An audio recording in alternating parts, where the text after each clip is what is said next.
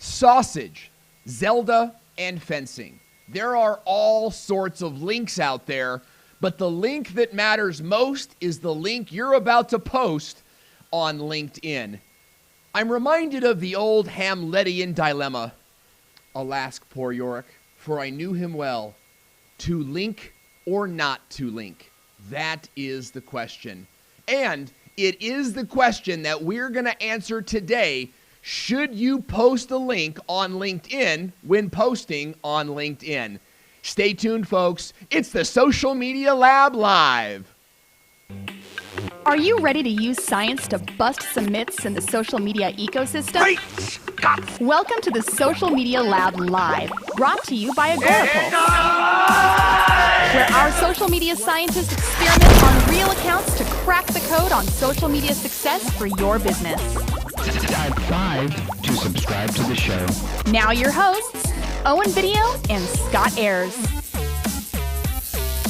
Hey, welcome back to the Social Media Lab Live, where social media professionals like you get to bust the myths, rumors, and stories of social media marketing with science. That's right. We're live on Wednesday, every Wednesday at 9 a.m. PST on Facebook and on YouTube. And you can join the tribe when you give me 5. That's right. Type 5 into the comment section now if you're watching on Facebook. And if you're watching on YouTube, click that big old red subscribe button to join us every single week. And if you're on Facebook, you'll get an invite to the Social Media Lab Lounge, where you'll get insider access, get to contribute to the show in our private Facebook group for social media nerds. Type 5 into the comment section now. I'm Owen Video, your host, MC, and I'm here with the #1 social media scientist, Scott Ayers. Love the applause. Love the applause. Yeah, today our show is brought to us by Agorapulse, the #1 social media management tool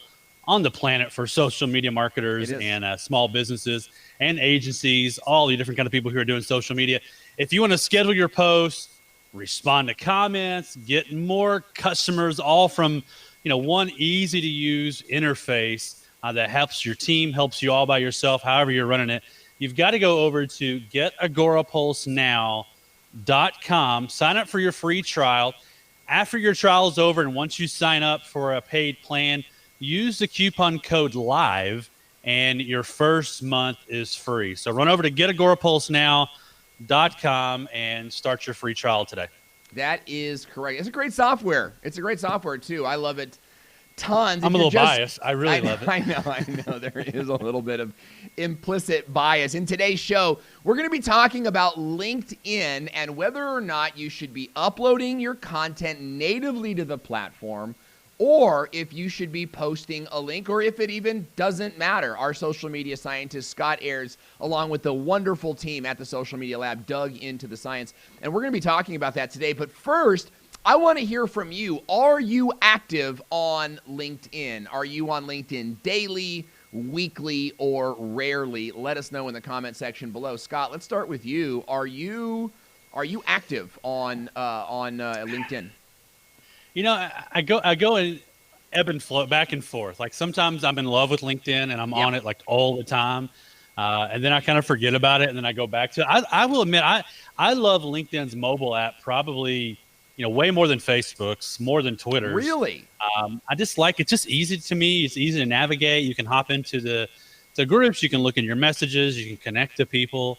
And I'm one of those guys too that connects with everybody. Like if you send me a connection, I accept it. I'm not. Yeah. I was listening to somebody podcast today talking about LinkedIn marketing for B2B, and they're like, I really take time to dig through and see who I'm connected. I'm like, no, I just connect with me. I don't care. I'll sift through the spam messages that I get later on. I think I'm like at 10,000 connections or something now on there. Oh, wow. But it's an interesting platform. There's so much going on now. I think people with, like we talked about this before, the whole hashtag delete Facebook movement that are starting to kind of look at LinkedIn again, especially from a business standpoint. If you're a professional, right? It's the place you want to be because people are talking about things in your industry, live videos coming around. For a lot of people. So I think it's a fun platform. Yeah. Hey, who out there has LinkedIn Live? Who out there has LinkedIn Live already set up. And can you get it for me? I tell you, I'm like this. I'm telling you, let's be honest. I'm this amazing live streamer. Oh, that was the wrong sound effect. Darn it. That was funny.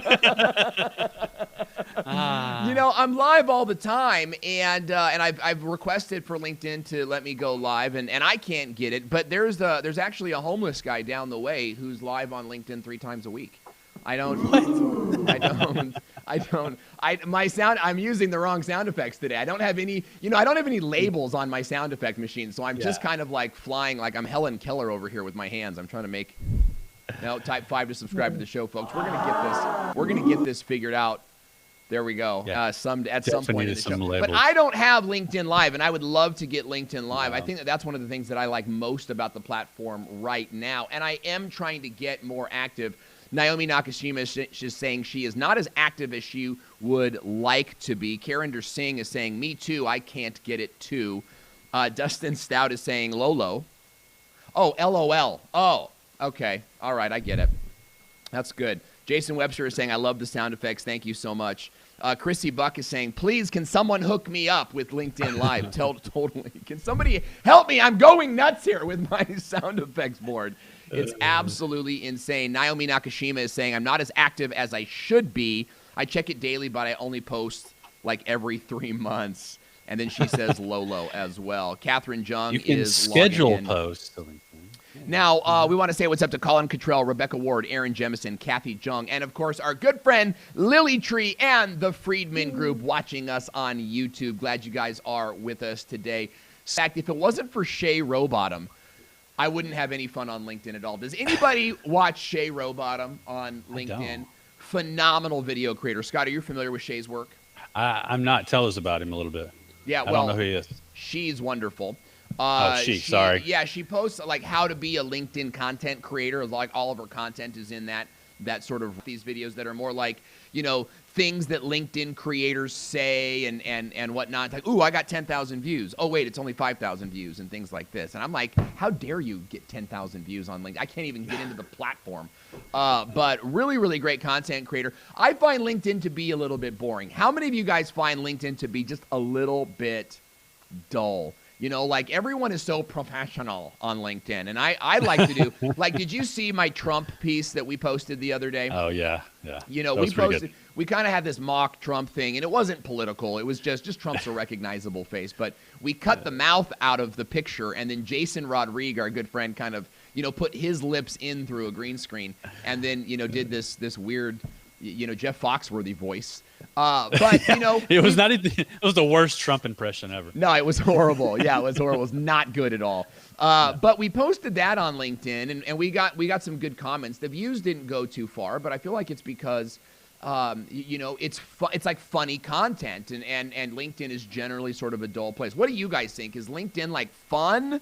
Or is it not fun? Is it like, I feel like when I'm going onto LinkedIn, like I'm going to like a Chamber of Commerce networking meeting. Like I got to like put my tie up and zip up my pants and all sorts of stuff. Get off the camera. You got to put them on. Yeah. yeah, exactly. Yeah, Dustin, I'm speaking at a chamber event next week. That's actually a Texas Civic Center. People who run Civic Centers are meeting in our town. They asked me to speak, and so it's that sort of. Like, are they going to like? I'm showing up like this. So I'm really curious to see how they take it. But yeah, I get you. LinkedIn can kind of be a little bit like Dustin was saying. It bores him to no end. It can be a little bit boring, but I think there's more and more people trying to do more fun stuff over it. But the fun stuff doesn't go as well. I've noticed. Yeah, it's everybody's true. very focused on their industry. It's true. Which can be good and bad depending on what your industry is, I suppose. Yeah, I think so. And I don't think it necessarily needs to be funny, but it should be fun. And that's, that's just a little bit of, and there's a difference there. There's a difference between sort of being hokey and just having a good time, and I think that, for example, Scott, when you show up to a Chamber of Commerce meeting in the garb that you're in, it's fun. It may not be funny. It's not like, ha, ha, ha, ha, ha, but it's fun. And people go, oh, okay, I'm going to enjoy this. They perk up a little bit. And and I find that at conferences and things like that, people really appreciate that. Yeah, I mean, Judy Fox, she's got LinkedIn Live, and she has really fun. I mean, she does live video, and she has a lot of fun in hers.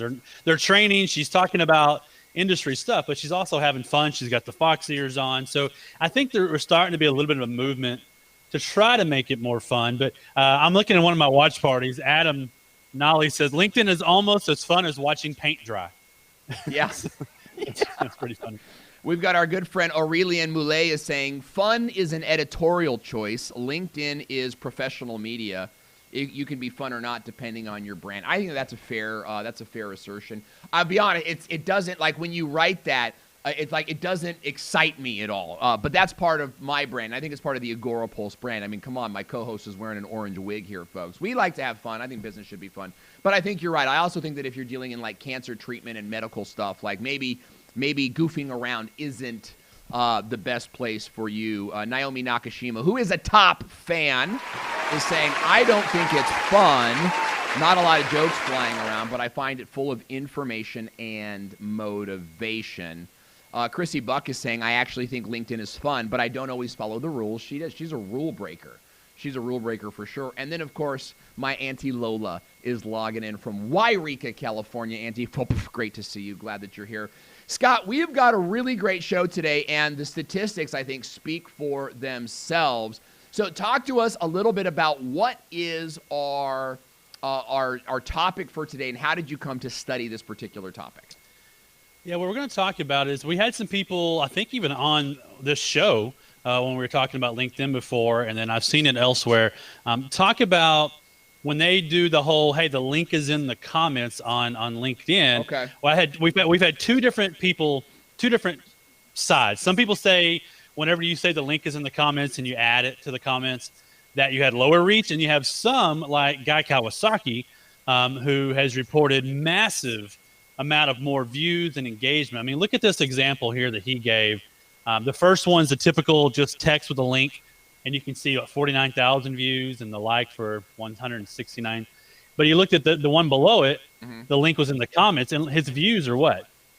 3 times as much? Likes are 4 times as much.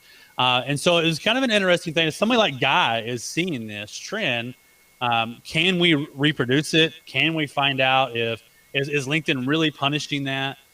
Because we've tested this as well, like on the whole link in bio on Instagram back a couple months ago. Yeah. So it's kind of a similar sort of thing where instead of posting, you're trying to get people into the comments, which should push up those views even more because you're having to engage with the comments. Now, have any of you in the audience found that you particularly enjoy a link in the comments or not? I'd love to hear your thoughts on that, because there's two kind of questions here, right? It's like, what does the algorithm reward or not reward?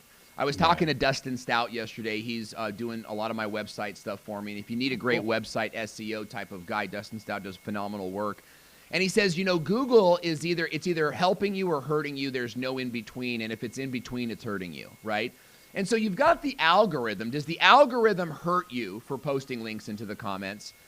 But you've also got the other side, which is, do people actually like it? And I know for me, it was like link in bio, and I'm like, why can't you just put it here, right? Because I want to just sort of read the post. Like, I'm a scroller. I'm like, getting my thumb to stop is seriously like a miracle of, darn it. Science! There it is. Getting me to stop on LinkedIn is a miracle of science. And because and I'm there, I'm already there. So like, just give me the information. So I want to know, when somebody posts a link in comments, do you guys like that or do you not like it? This is don't even worry about the algorithm, but do you like it or do you not like it? I want to hear from you in the comment section below.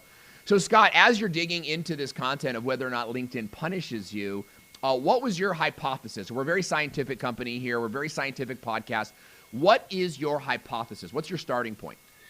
My hypothesis, based on what I saw from Guy and a few others, is LinkedIn is not punishing posts with that phrase, link in the comments.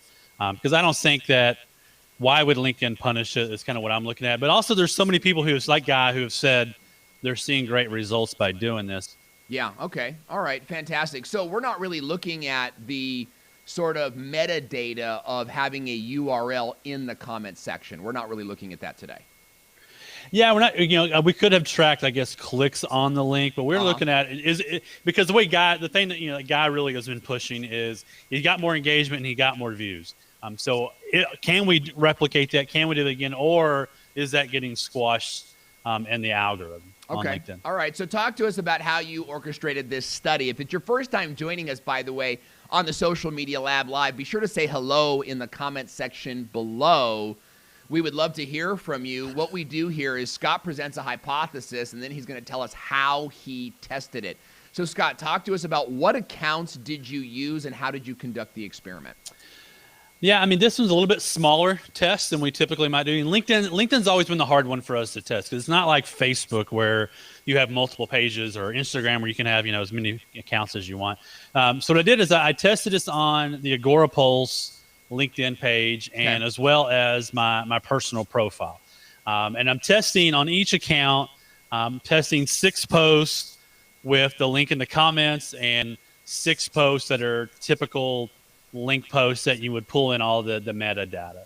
And there's kind of a schedule of what it looked like. I mean, what we tried to do is, I tried to mix it up, mix up the days, mix up the times. Right. The way no one can come back later on our test and say, well, you posted that on Tuesday and Tuesday was busy. And so or it was late in the night. So that's why. So we try to be as consistent as possible and either post at the same exact time with each category of posts or at least alternate every other day. Right. Okay. All right. Fantastic. Now, talk to us about the data that you collected and why it even matters in the first place. Why is this data important to a study like this? Well, I mean, I think any data, we looked at impressions, likes, and comments is what we're looking at. Okay. And I think that's important because, I mean, if you can get, especially now with the way social is, and LinkedIn, I think as we see more and more people migrate to LinkedIn and get live, I think people are going to start advertising a little bit different there. So I think the inventory and the space is going to be harder and harder to compete with. And if you're like me and you're connected to 10,000 people, your feed is ridiculous, to be honest with you. It's too many people. I don't know if ooh. Yeah. No, that worked. I'm connected to 10,000 people. Well, I mean, half of them are in Pakistan probably, but let's be honest. Like I said, I accept everybody. I'll take it.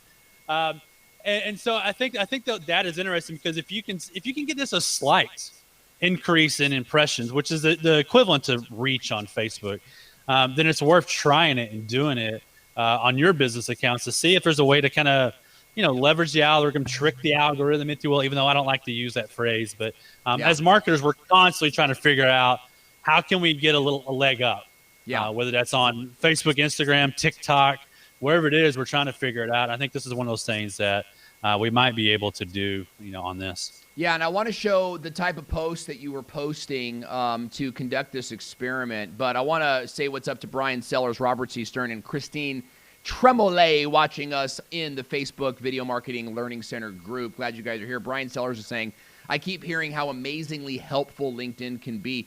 Lily Tree, Lily Tree is a hobbyist, and she makes wire type products. And Lily, forgive me if I'm crushing or killing that, but she says, I don't really see the value in posting on LinkedIn for me.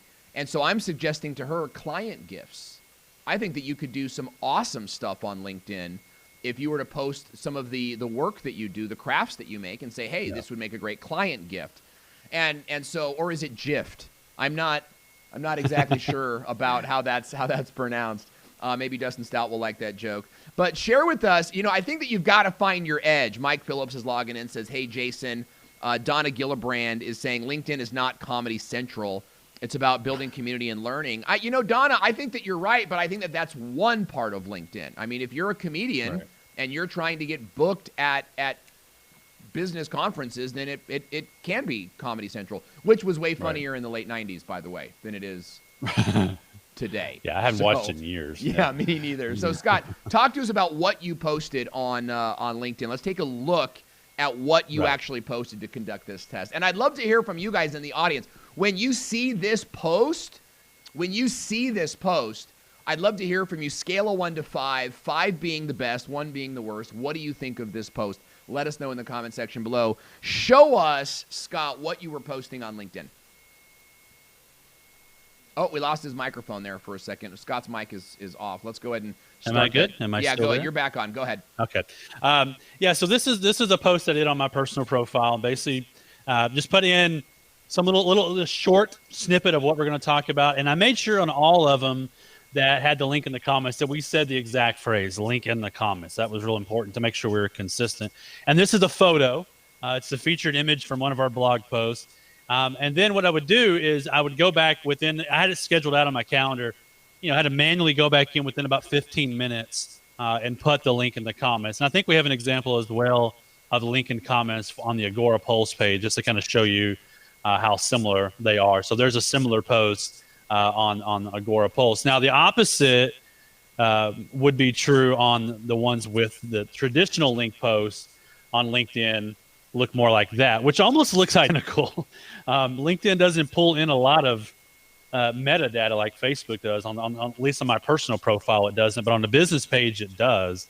As you can see there, why that's different, I don't know, but that's LinkedIn.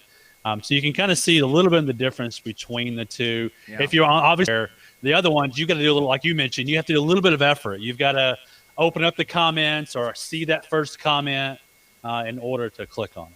Yeah, because you're actually asking me to leave where I am and go somewhere else. I mean, your content would have to be incredibly engaging, and it'd have to be intriguing, right? Yeah. Right. Let me ask you guys this in the audience, say, watching us on YouTube and Facebook and in the various watch parties happening on Facebook. What would a post have to do to me? It would have to be incredibly intriguing, right? You'd have to kind of like hint at something I want, and it would be something that I want that day and at that moment, right? And you can't like give me the answer in the post, right? Like if you give me the answer in the post and you're like, hey, here's the best way to do XYZ, click on the link to read more, I'd be like, well, you just told me the best way to do it. Like I don't need to read. I don't want the details. I'm the guy, when I go to a blog post, just from a Google search or whatever, when I go to a blog post, I skip like the first 3 paragraphs, right? Because most of that is just SEO. I want to get down to the meat and potatoes of the deal and just like I look for the list and the bullet points and that type of things. Remember, I am like a massive scroller, right? As it were. So what would the post have to do versus if you just tell me right there? Dustin Stout is saying I'm a compulsive link clicker. So he often is moving out and about. I'd love to hear from you guys. Scott, what about you? Like, what does it take to get you to click on a link in a post? I mean, I think where LinkedIn might be a little bit different is it's so industry focused. You typically tend to be connected to people within your industry. So if you're a realtor, I always use realtors as an example on LinkedIn. I mean, if you're connected to other realtors and you post a link about something in real estate or the mortgage industry, your audience, your connections are probably interested in it, or at least you would assume, because they're in that industry. Whereas Facebook, you're connected to your uncle, your aunt, your people in the industries that you're in, but also just your neighbors and stuff. So you really got to entice them a little bit more. I think for me, it's like a quick, short, bit about the post, and then if it intrigues me enough, I'm going to click on it. And I also think the image, if you're using an image, it's got to be an image that catches my attention because, like you said, I'm sitting there on my phone scrolling.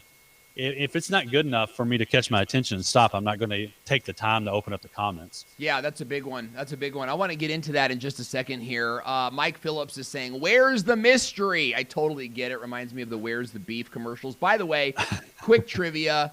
Which company pioneered the Where's the Beef thing? Scott, you're not allowed to answer. Which company pioneered the Where's the Beef marketing campaign? It's actually one of the best marketing campaigns of, I think, the 80s is when it was. But I grew up on that. So which company pioneered that? Let us know in the comment section below. Jason Webster is saying, I found that did not work for me in one situation. I was informed.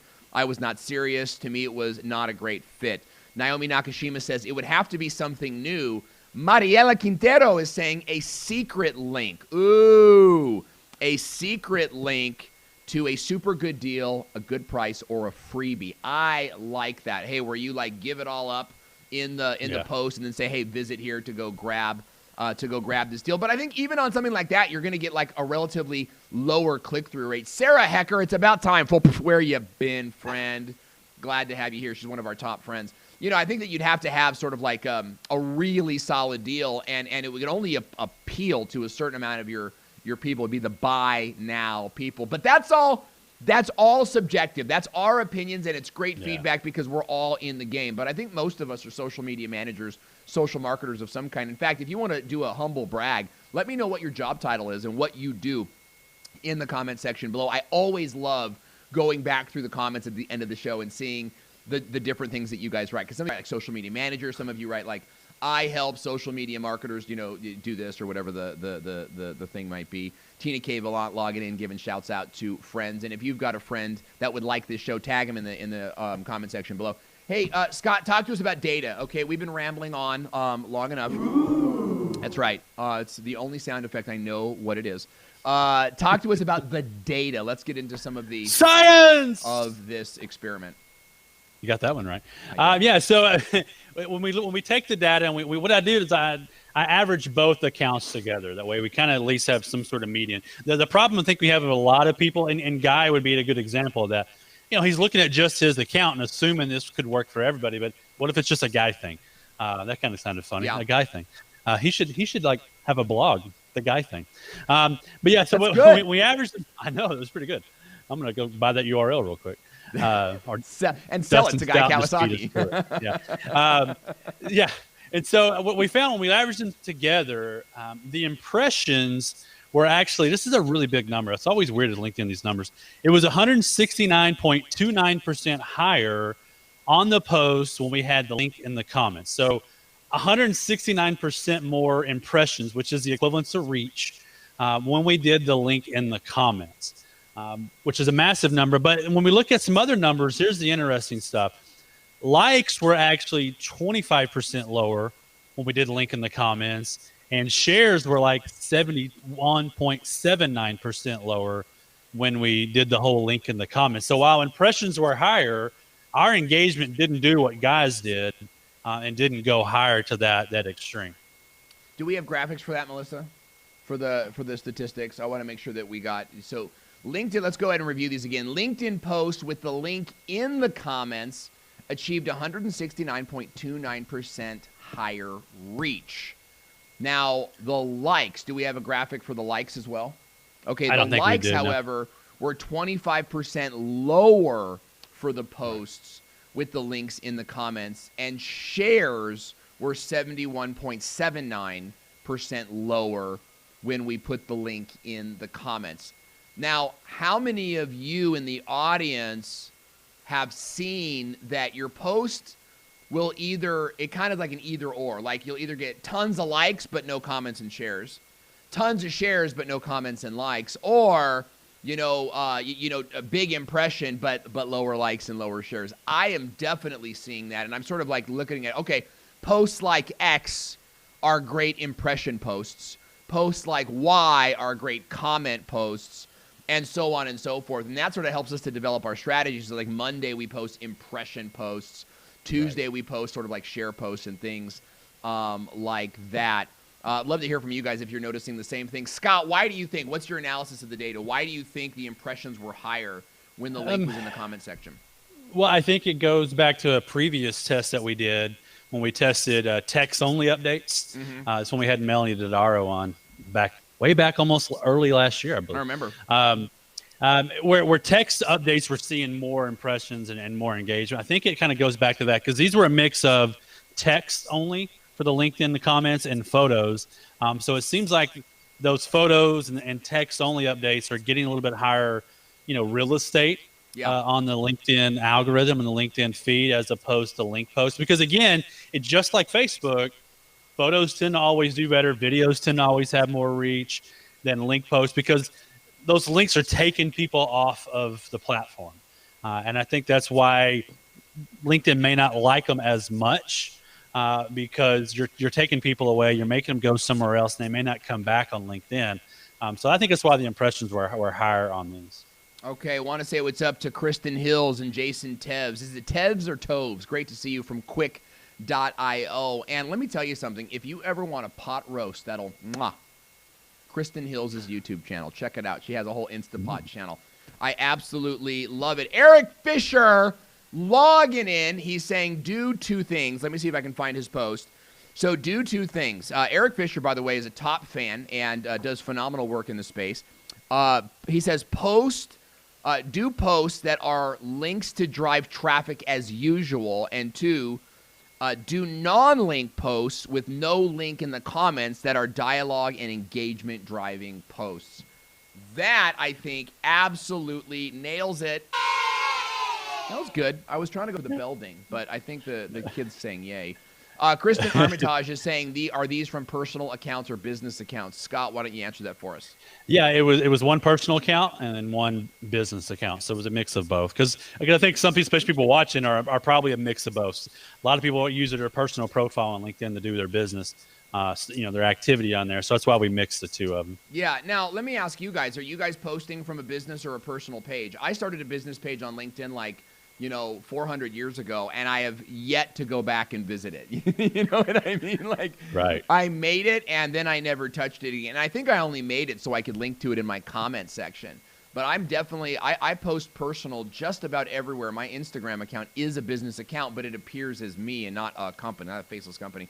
I'd love to hear from you guys. Type business or personal in the comment section now. Let me know how you're posting on LinkedIn. So, Scott, we've got this data now. How do we use it? What do we do with it? What's the application of what we've learned here today? I think on this is you need to mix in, like Eric was just saying, you need to mix in this sort of strategy and kind of see, for one, does it help you get more impressions? Does it help you get more engagement? Because you want to you get more engagement on a post, the next post that comes out, which may be your traffic driving post, is going to see more eyeballs. And so I would suggest mixing it up. Mix up doing it text only, and then link in the comments, like ask a question or pose a short, hey, guess what I found out about XYZ, link in the comments for more. I think you got to mix it up. I think the problem a lot of people do on LinkedIn, and I've been guilty of it because sometimes I do the set and forget it with LinkedIn, where I'm just posting my links on autopilot. It's engaging now and how people are wanting to touch content. So I think you got to mix it up. But I think, though, I know based on the data, LinkedIn's not punishing your impressions. Now, what your engagement is going to be is probably dependent on you, your account, the content itself. Sure. But I know based on the data, there's no punishment by doing it like some people were thinking. Yeah, and I think that it also has to do with how good your copy is, right? Can I get an amen, by the way, on how good your copy is? If you're not writing engaging copy, why would I click on the link in the comments section, right? So I think you got to have really good copy, and that's something that I struggle with, because it's so easy to be like, hey, everybody, watch my thing. In fact, we sort of have this rule here, and I would love to hear from you guys if you think this is a good rule or a dumb rule. But I try to start the first word in every post everywhere is a verb, is an action word, right? And not a call to action, not like watch this, right? But more like discover the secret, right? Or reach more people when, or something like this. And it kind of like, I feel like it pulls the viewer in and it gets them moving because it's a movement word. But the call to action has to be sort of based on intrigue. And that's my personal belief, right? Is like, hey, you won't believe, like, we learned X, Y, and Z, right? We learned X, Y, and Z, but you won't believe what we discovered when we put it all together. Click on the link in the comments to find out more, right? And you're creating this sense of intrigue and excitement to get people to post and to move forward, because after all, they went to LinkedIn for a reason. And a lot of what we're doing is disruption, right? Amen for disruption. I love disruption, but you've got to do it properly. I go to LinkedIn mostly to post and then to check on really leads and that sort of thing, like to go find people, right? And so I might find a great post from Dustin Stout, but I got to ask myself, okay, if I click on this link, am I getting distracted from my goal, or am I pursuing my goal, right? Now, Dustin Stout might do a post that's like, 27 people to follow on LinkedIn. And I'm like, Voyola, right? I always say Voyola, by the way. I think it's voila. But wasn't she the sister on Mama's Family? Remember? Oh, it's Viola. That's Viola. Who remembers Mama's Family? Dude. That was like the best show. Dude. The best show. Totally. Mama's Family. I can't believe you just threw down a Mama's Family reference. And I was just talking about Mama's Family with a group of 70-year-olds that I played cards with on Friday night. Are you so 70? That really tells you. No, but I hang out with old people, so yeah, they're Cool. family, and I love them. and we play cards every Friday night. That's cool. Yeah. We talk about Mama's Family and Andy Griffith and stuff like that. I love the Andy Griffith Show. I got to find my Type 5. Science! Can we label your buttons? Yeah, we need to label my buttons. I'm looking for the bump, bump, bump, bump, anyway, but let's see what the audience has to say. Mike Phillips is saying amen for disruption. Naomi Nakashima is saying, yep, content might be king. There it is. There's the sound effect. Did you hit that, Melissa? So my producer had to come in and pinch hit for me. Donna Gillian is saying, so right, good copy. Tina K. Velante is saying, compelling text, mandatory without typos.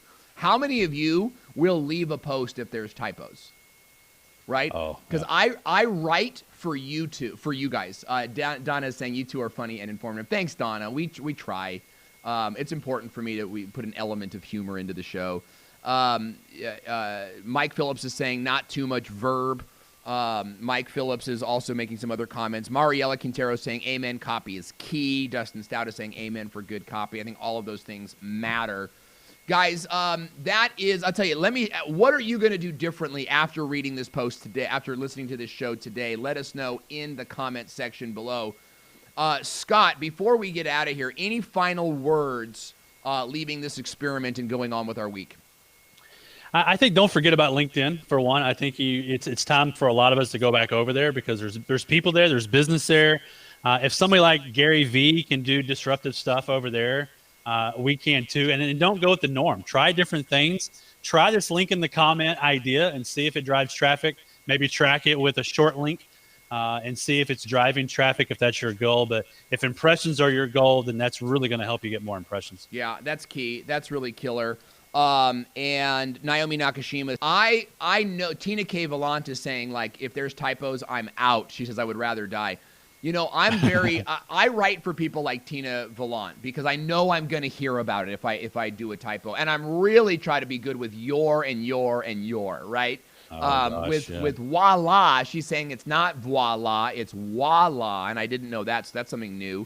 Mariella is saying depends on the typo. And I think that's a great comment as well. Hey guys, before we get out of here, we want to introduce you to a brand new segment. And this segment was inspired last week by George Demanis, who took a screenshot of the show and created a meme. And so today what we want to do is give you a chance to take a screenshot of the screen and make a meme. Next week, we're going to feature the memes that get submitted to us. We're going to pick a winner, and the winner, we're going to put your meme on an Agorapulse t-shirt, and we're going to send it out to you. We're also going to sell it on our t-shirt store so that other people can enjoy it as well. So, Scott, I'm surprising you because I wanted to add it to this week's show, but I forgot to tell you. I had no idea. So let's go full screen on Scott, can't we? Let's